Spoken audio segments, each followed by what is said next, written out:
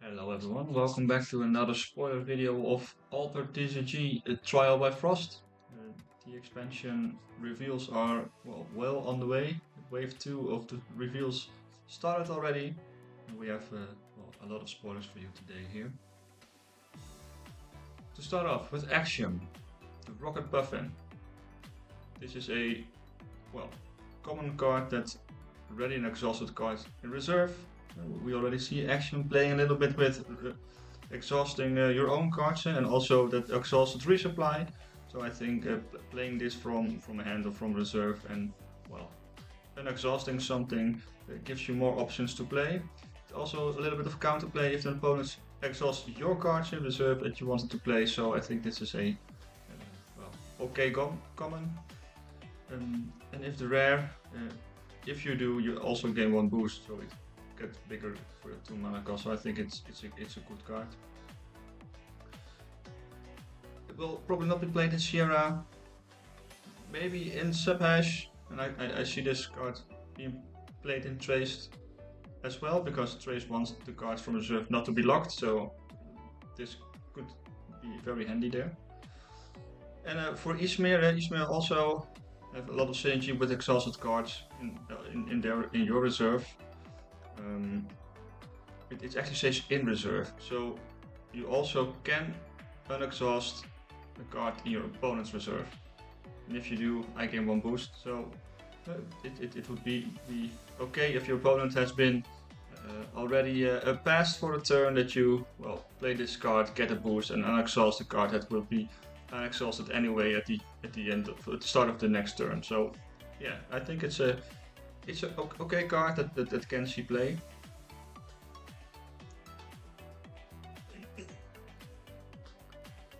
Lord Kelvin, 4 mana 4/4 cost. That is not highly sought after. I think the cost is really high. If it was a 2/2 for 2/2, it would be easier to play.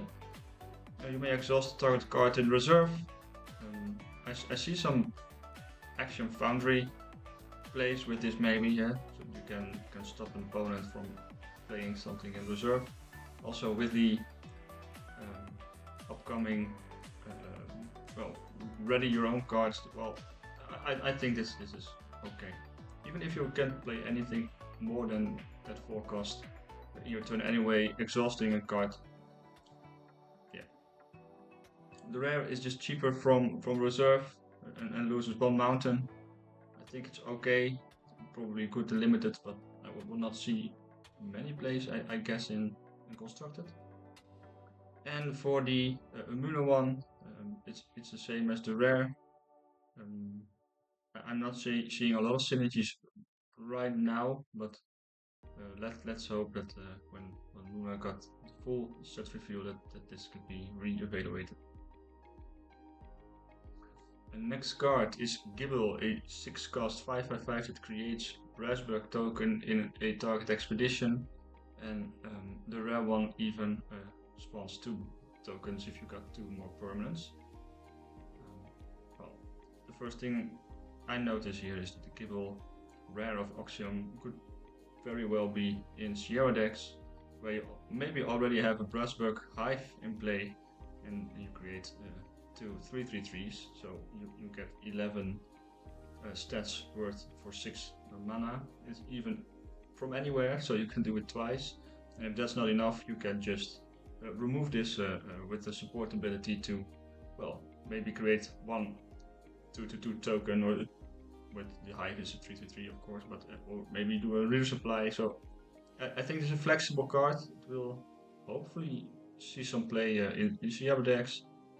Might be good in Subhash if you also run that permanent set in your deck. And for the Ordis out of faction rare, I think 2 permanents there is not that good right up now. But if we see a little bit more permanents be added in the future, this could be very well. Maybe noticing if you play something like a Gorang, also a Gorang will summon 2 3/3 tokens. So yeah, let's keep an eye out on this set for permanents in Orders. They aren't revealed yet, but who knows? The Kelonic Heater, the expedition permanent gear of the Axiom. Well, we saw the puffin right now that can unexhaust cards you have yourself. So if you play this, get the exhausted resupply, put in the puffin, you have enough money, you can actually play the card from reserve. So it's very nice.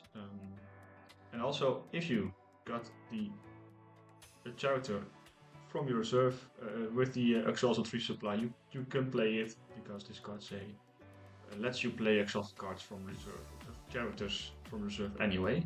So I think it's a well, a very nice card to get on that resupply for trades and a little bit for sub hash, and the downside isn't really a downside if you want to play it in the expedition there. The rare just got increased the cost from hand but lowered the cost from reserve, and this is purely based for Sierra, I guess, so you can play the 3 mana hand cost permanent, and it only has the resupply from hand. So other than playing this in Sierra, I don't see this being played in not the other two factions. The expedition gear for Yzmir is very nice. Also, their team is also a little bit about playing the exhaustion, so of your opponent's exhaust as your plays. Is a little bit of counterplay for other decks that try to exhaust your cards from in reserve. I think this can be played there as well. Also, it's a permanent. Yzmir didn't have a lot of good permanents, so if you have this on the field, all your unique sets that care about one or more permanents, this will be, I think, a very nice one. Bravos is almost entirely revealed yet, so we do have a few cards left. The first one is the Bravos Trailblazer. If you control a fleeting character, I gain 1 boost. Is the common. Notice that from reserve, you control a character with fleeting because he gets fleeting to itself, so it's from reserve with 3 mana 3/3 always. But if you have something else, like a Fire Rabbit or something that comes out of the gate fleeting, or maybe a Tracer, you can play this for 3/3 mana for 2 cost, and it's just like a Tracer then. So I think it's very good. I would run this over a Tracer, I guess, because it has 2 card usages. And the rare is even better. I gain 1 boost for each fleeting character you control. If you play with Milk, you can also give tokens fleeting. I can see a world where you play or have played the Milk into the companion area, get in a Buddha, it will get a boost. Put in your Order Spy with the token from reserve, get there 3 creatures with one additional boost each, and 3 characters with fleeting, and this will be a 2 or 3 mana 5/5/5. So I think this is very good, and in early expeditions you can win both fairly easy this way. So if you're playing aggro, this Bravos Trailblazer Red is the one for you. Lyra 1 in out of faction, I think it's also a good card. You can even play a cappella trading on your own creatures to give it fleeting to get 1 or more boost out from it. Or the other way around, if people give your characters fleeting, you can play this and it gets better. I think this is not really an Auric and Kibble card. This might be a good card for Fenna Crowbar or for Navenka. I think there is this, you're getting the most out of your reserve characters, so yeah, I'm not sure if this is gonna be played, but if there is a deck to be played, I think it's one of those 2 heroes. Aklut. When I get 1 or more boost, you may exhaust a target card in reserve. This Animal Spirit Oh, and it also gets a boost from reserve. So if you play this from reserve, you may exhaust the target in a reserve. 4 mana, I think it's pretty steep. I think it's tough to be played somewhere. Maybe in Alsadi where you have more mana to spend, but well, I think this is not giving you a draw there. So I'm a little bit searching for a place for this card. The rarest one cost well, less from reserve. It will always gain a boost. So now also if you play it from hand, you will get a boost. You will trigger this effect. Maybe some more controlling style of Basira or in Kojo. I see this being played if you need the game to be slower, maybe against a fast trace decks or something. This could be a very good card to have. And the other faction is from Muna, the same effect. I'm yeah, also not really sure where you want to play this. Maybe in a, well, Arjun and Spike deck or in a Tasha deck. In Tasha, if you play this with Tasha and it's your first character, it will be getting that boost anyway. If you play it from reserve, then as the first character, you get 2 boosts anyway. So I see it there fit more easily than the other 2 decks, but well, it all depends on how exhausting cards feel when we play with it all. Then we got Eros, definitely a card for Atsadi. It's a 7 mana character with, well, somewhat low stats, but you can play a character immediately for 3 less. So you can play a 5 cost for 2. You play anything that's 3 or less for free. The rare one also gives 2 boosts. So if you play like an Atlas from one to the other side, you will get a 5/5 the gigantic character. So I'll see it have it play there. I think this card is really what Sutton needs to try. You are drawing those extra cards anyway with the Asadi ability, and this is 7 cost as well, so probably you will get a card from this as well. So you play this, you draw a card, and well, if this card is something you can pay for, well, you can play it immediately. This way you can well, also get rid of the cheap characters and the big characters as well. So I think this will always be, for now at least, a auto include for Asadi. And the outer faction is in Muna, and it will not get boost, but it gains anchored. And I think this is also a very strong rare that will see play in some decks. Note that it gains anchored, so the character you play will be anchored. Normally Muna is very good in anchoring 3 or less, but if you play, well, you have a Muna Ram deck and you play something on 10 mana, you can play a 6 cost that gains anchored, and then you get value very quickly. So I think this will be a very good rare. So the last spell of Bravos that's been revealed has been Mana Flare. The card itself is fleeting, and you can play a character for 5 less cost. So again, if you play anything from 5 or less, it will be free. Well, if you have something higher than 5, you pay the difference. And the common says it gives fleeting, and the rare, well, doesn't give it fleeting. I found it hard to find a place for this. We do not have really spell synergies with Bravos yet, where you can do something with a spell. It also, well, if you can play something for 5 less, it's only 1 mana difference. So I think you would rather have a ramping spell to, well, play with that extra mana every turn. Other than the art, it's gorgeous. I'm not really sure which kind of decks it fit. It would be fit in Atsadi, but I'm not sure that Atsadi needs this kinds of effects.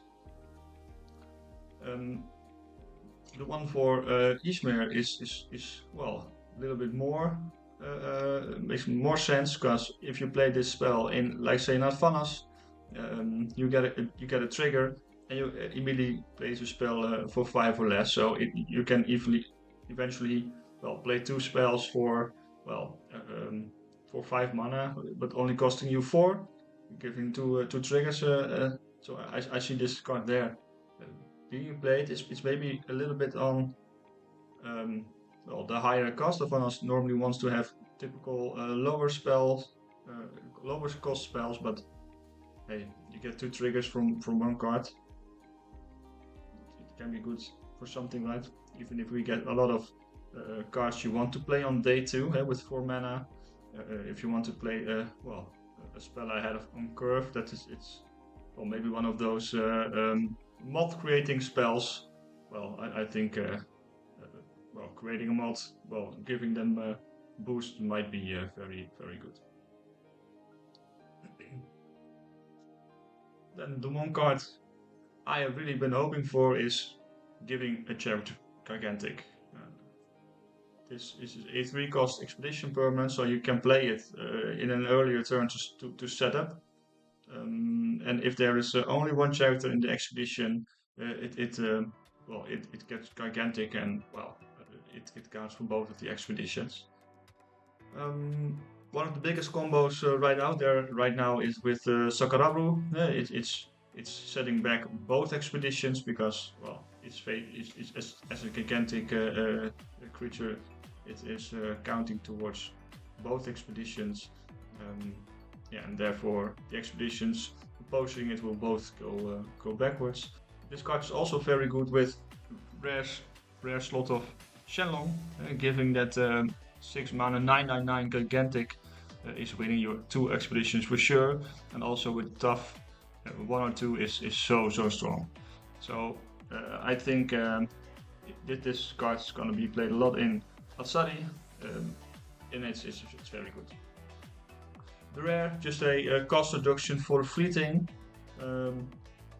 If you have the rare slot available, I think 2 mana is always better. You probably just need 1 use out of this card.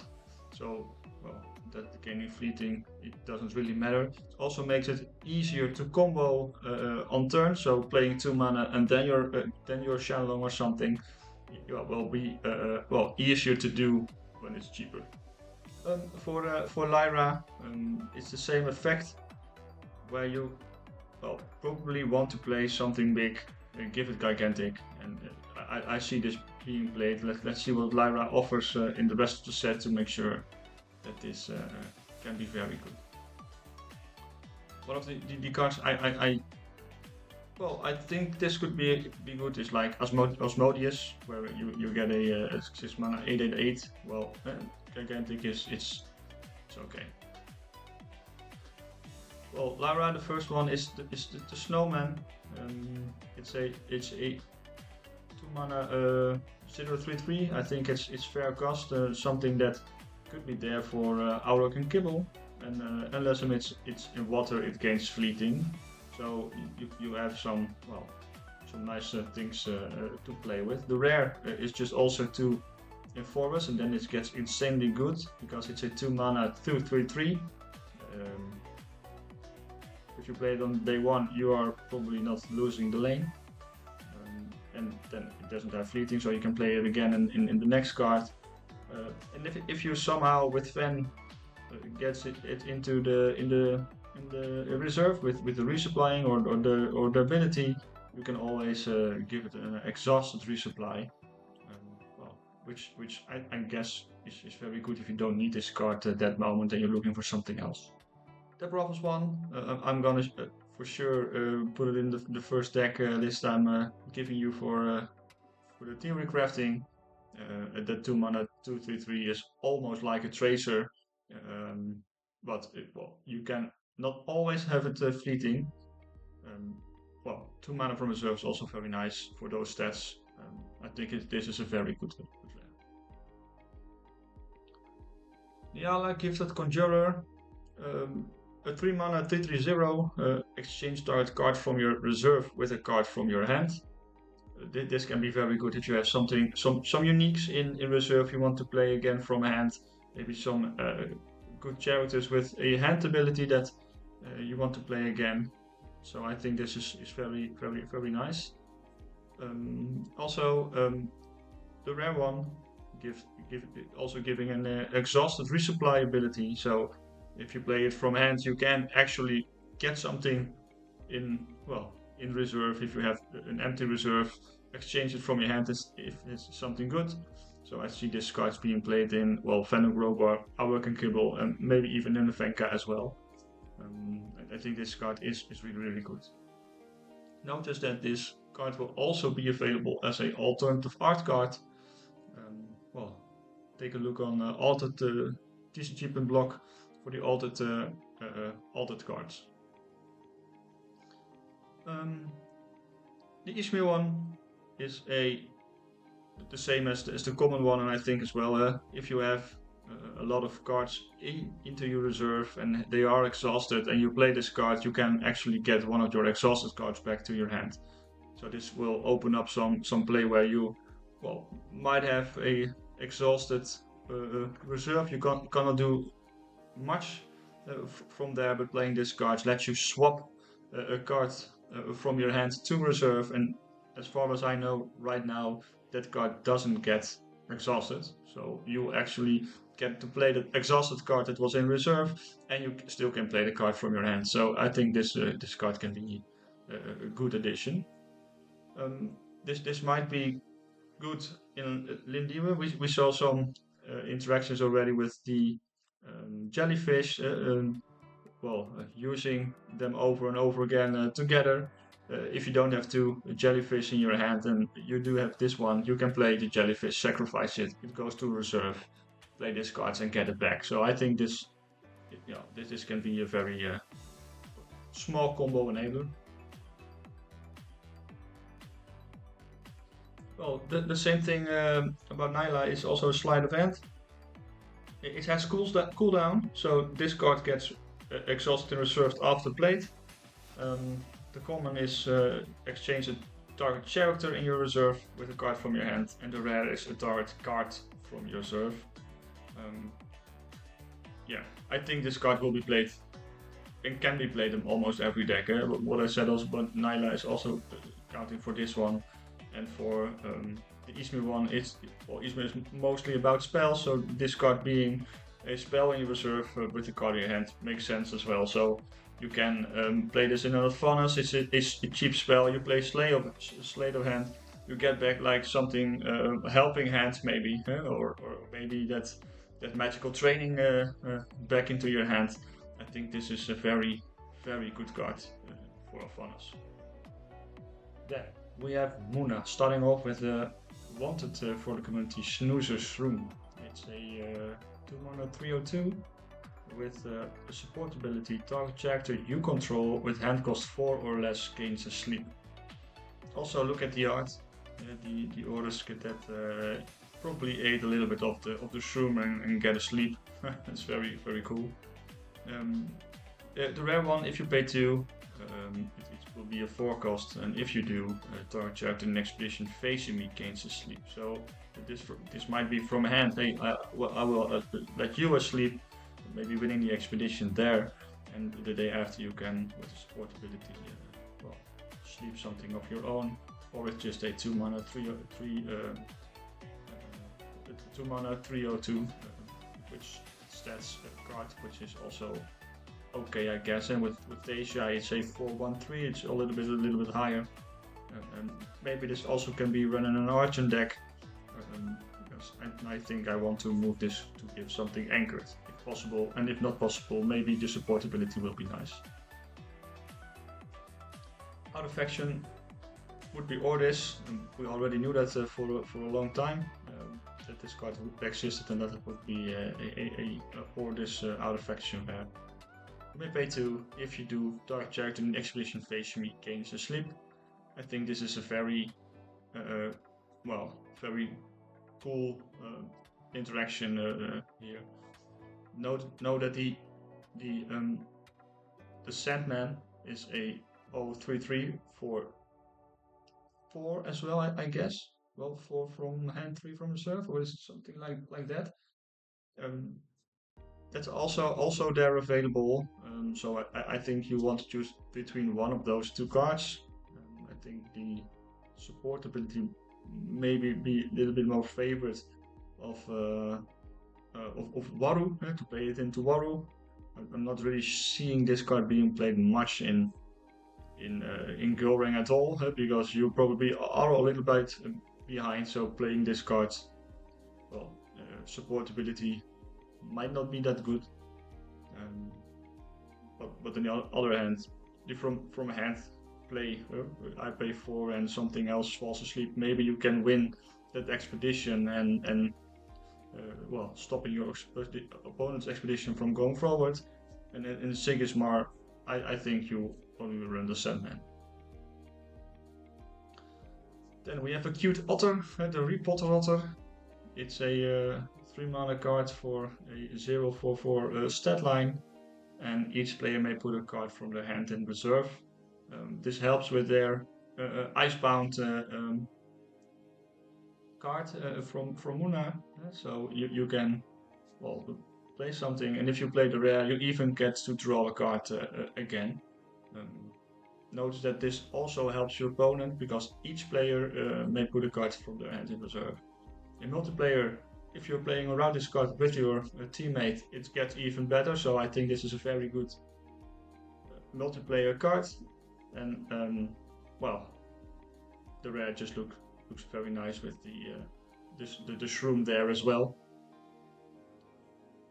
This probably will see play because a 3 mana 0/4/4 is I think very good, and getting that extra card from the rare, yeah, I see it being played.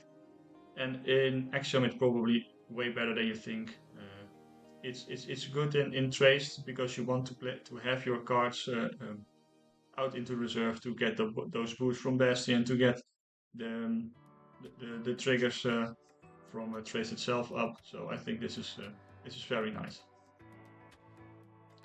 Sierra, probably not seeing her play much, and in sub-hash, it's okay, I guess.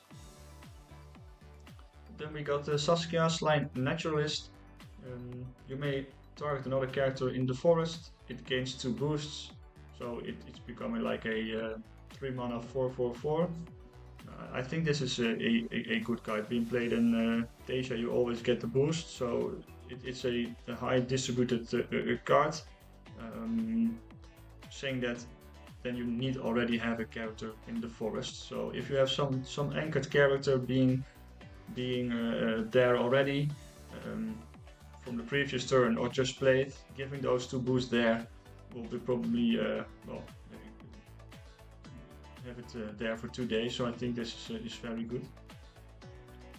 And the rare one target any number of characters in forest, they gain 2 boosts. So if you have multiple characters in the forest, you can give multiple boosts to all of them, probably including Saskia herself.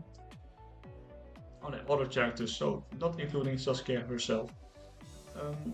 If you have some characters with anchor there, maybe you slept one of your cards with the Snoozer's Room already, you can, well, boost 1, 2, 3 characters maybe. I think for the effect you probably run the common because rare slots are very tough to balance. In set 1 already, but now with 2 sets it might be even harder. So yeah, I think this the rare is good, but I think the common will be run more often. And I think it can be run in Rin. I think it can be run in Argent as well, with all the anchoring there. This is very good. And of Deja, well, giving all those plants already boost, having this one. Yeah, I see a lot of play of this card. Then we have the out of faction is getting in Bravos. And it's just a common one. I think this one can be played in Bazira a lot. It might also be played in Gojo. I can see this as a turn 1, 2/2 in one expedition, 4/4 in the other one, because you have a Buddha there already. yeah, I think this is an okay card there. You get at least 4 stats for 3 mana and maybe a Train Level 0 boost. So yeah, the Mighty Simbi, 4 mana, 3 from reserve, just like our Mighty Djinn, and with a 4/04 stat line, almost the same. When my expedition moves forward to forest, you may sacrifice me to draw a card. The rare is you may put me in my owner's mana zone. So this looks like the Mighty Djinn in almost every way. Very cool cool touch. There might also be a tiny Simbi. Who knows? The common one is just a high forest stat as well, so I can see this being used in Rin. Muna doesn't have a lot ways to draw cards, and it's also you may sacrifice me, so you can just win some expedition, don't sacrifice it, play it again for 3 mana, and afterwards, if you're winning there in forest, then draw a card. So I think this is a good card to get things cycling.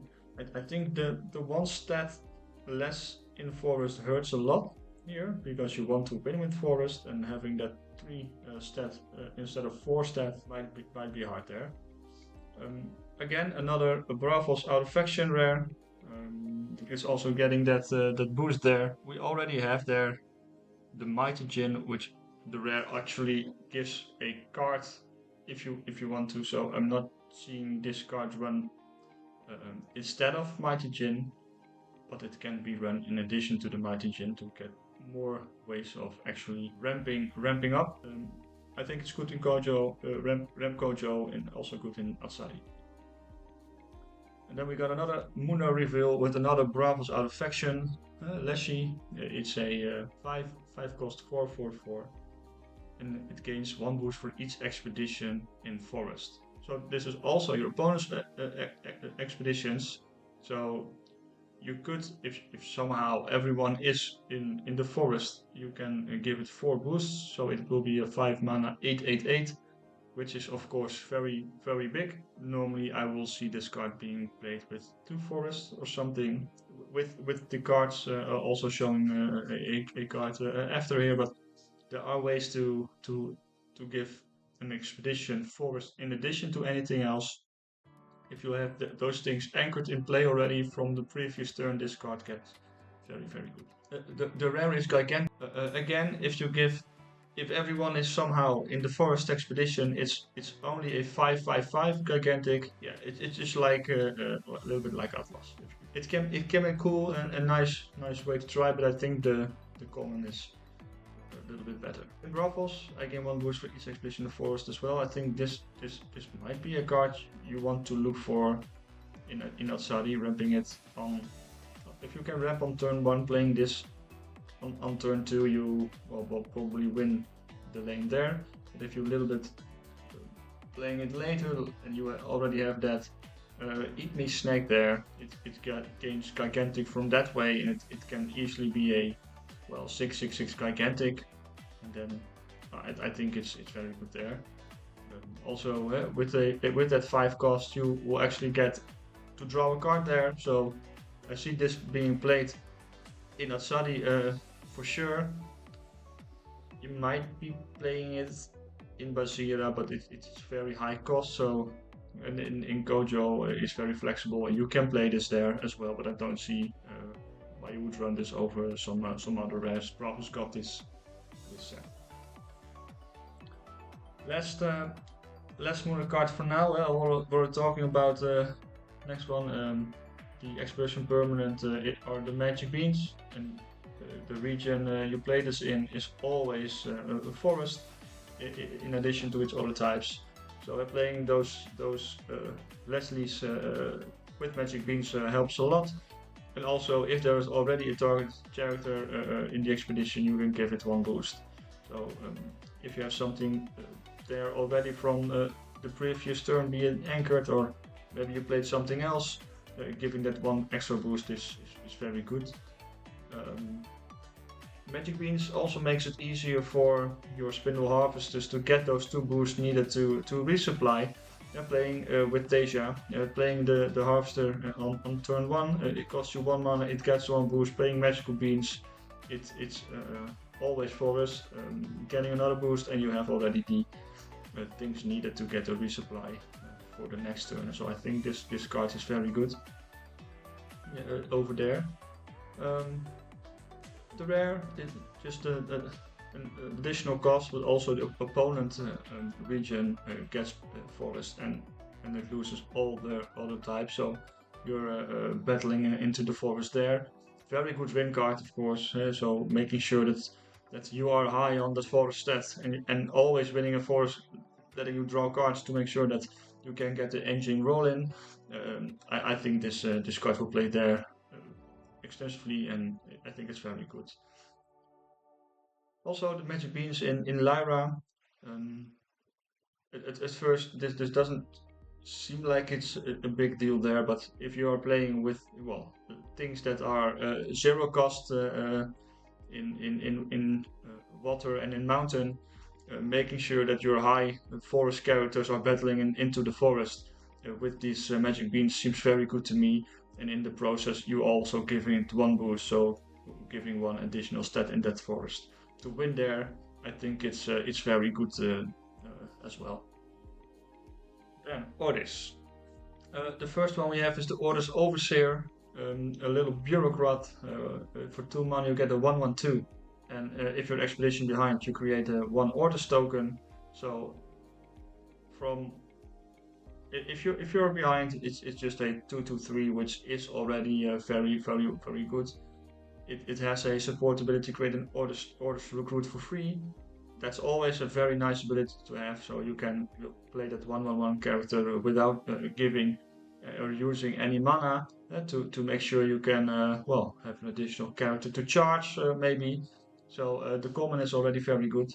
And the rare is if my expedition is behind, create a recruit for every bureaucrat you control. You at least get one because she itself is a bureaucrat, and if you play this in Waru, you maybe get 2 or 3 recruits from it as well, so it gets value very easily. And again, with that charge being there, you're winning your expedition for sure. In the outer faction is Yzmir. 2 mana for a 1/1/2 over 2/2/3 isn't that's good looking, but I think this might be a Lindimi card where you can sacrifice the recruit and still have that 1/1/2 on the board already. If you're battling in water, at least it's a 2 mana 2 cost already, so you're not losing much there. And also the support ability there to create that free a token to getting sacrificed is very helpful there. In Afanas, I'm not really sure you would run this as a rare, and in Akisha, I'm also not thinking this is good enough to run. The Ordis Liaison is a 4 mana 2/2 character, and each other character you control gains 1 boost. If you have a lot of mana, already played some characters there, and playing this at the end of the turn for 4 mana, giving all those characters a boost, I think it's okay. I think also if we are looking at the uniques that are sought after right now, with giving characters 1 boost, characters that normally cost 4 or more aren't that good. So maybe this is something like that as well. Maybe the 4 mana cost is too high to give each other character 1 boost. The rare is just 1 stat higher in overall, and only gives each character in target expedition 1 boost. I think this might be easier to play this one on the right side, and all the other stuff on the left expedition side will get all the boosts, or vice versa. But I think you probably not run this card there.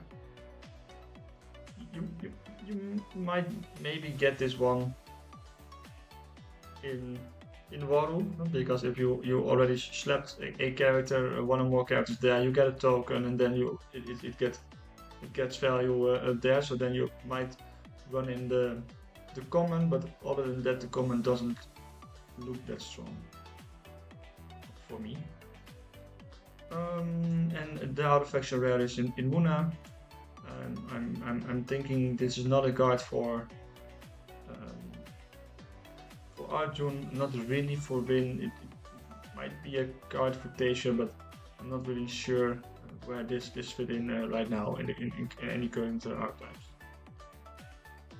Of course, Muna has a little bit more characters available with all the anchors, so you're getting probably more out of it. And if you have some unique with whenever I get one of more boost anchor something, this can be very good there. But if I'm not looking at the unique parts, I think if you're playing some anchored characters, play this card, yeah, sure, you can get maybe 3, 4, 5 boosts out of it.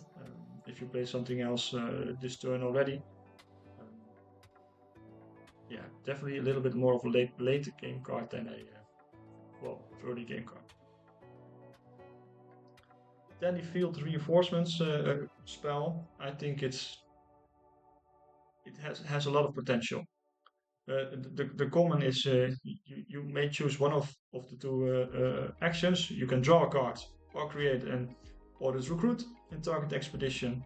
If you're behind in both expeditions or they are tied, you may choose them both. So then it's draw a card, create a token.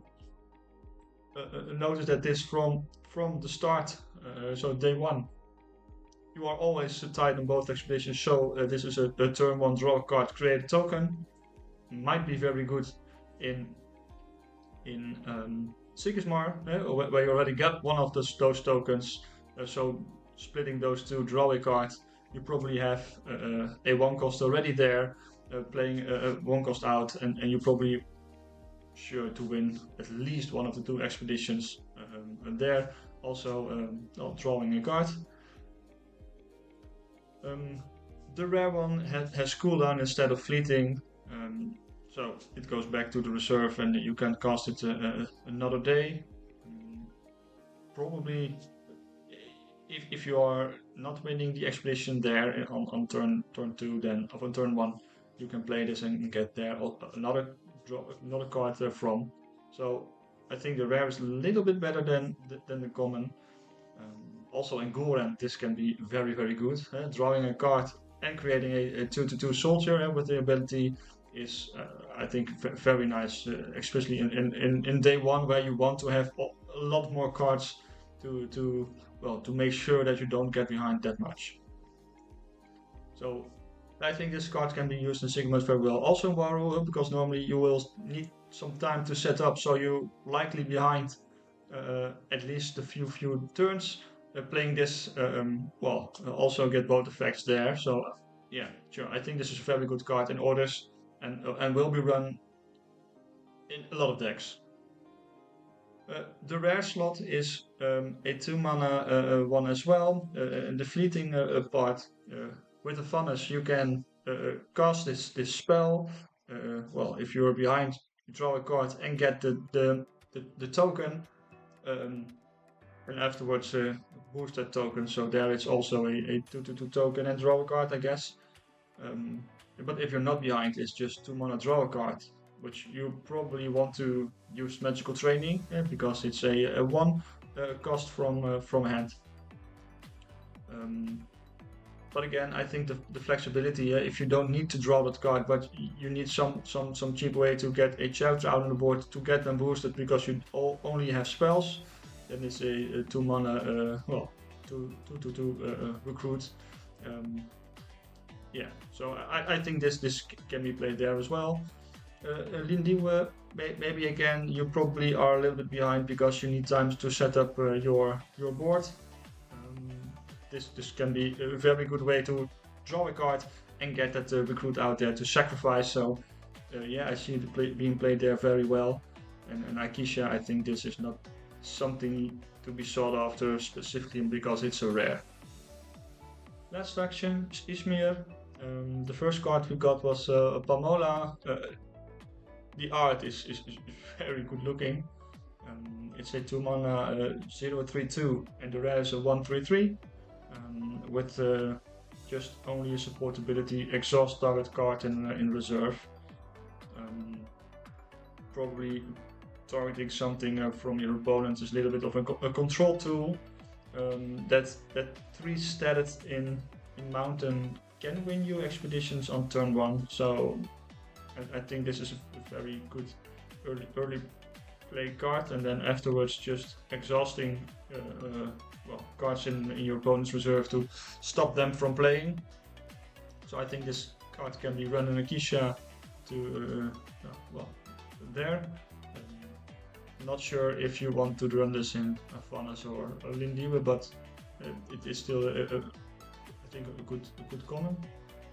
The rare just get a little bit of higher stats. If Rin get into the meta, this card will probably not see much play because it's too low on the forest stat, and that's something that we need to take into account from all the cards, because well, I do think that Rin is gonna be really played a lot. So, and the other faction is a Lyra card.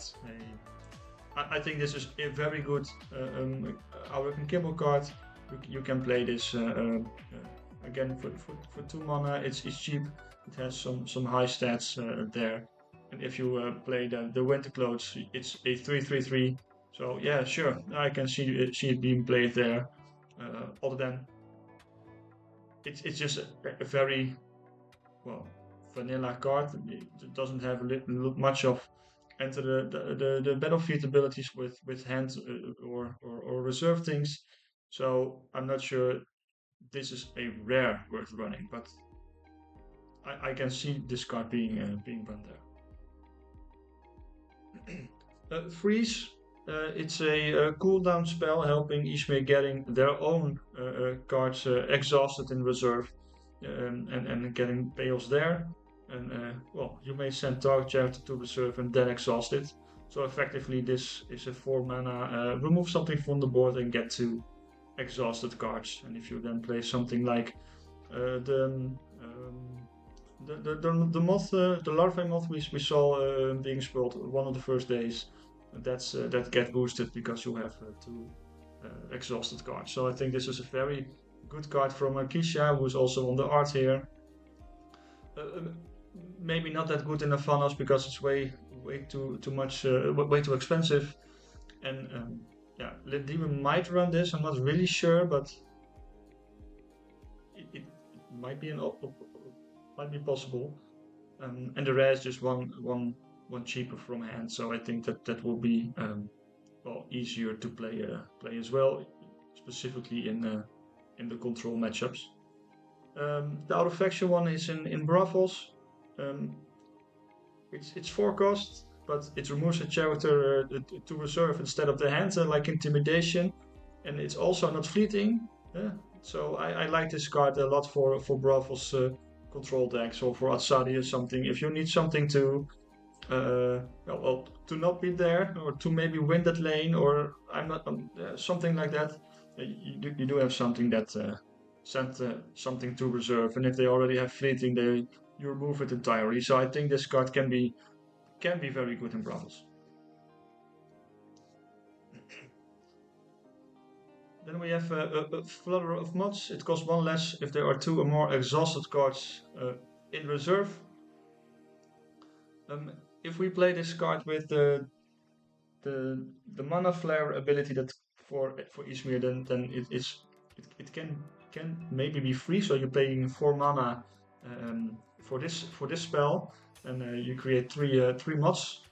I think that's very nice. But even without that card, I think this is a very nice card.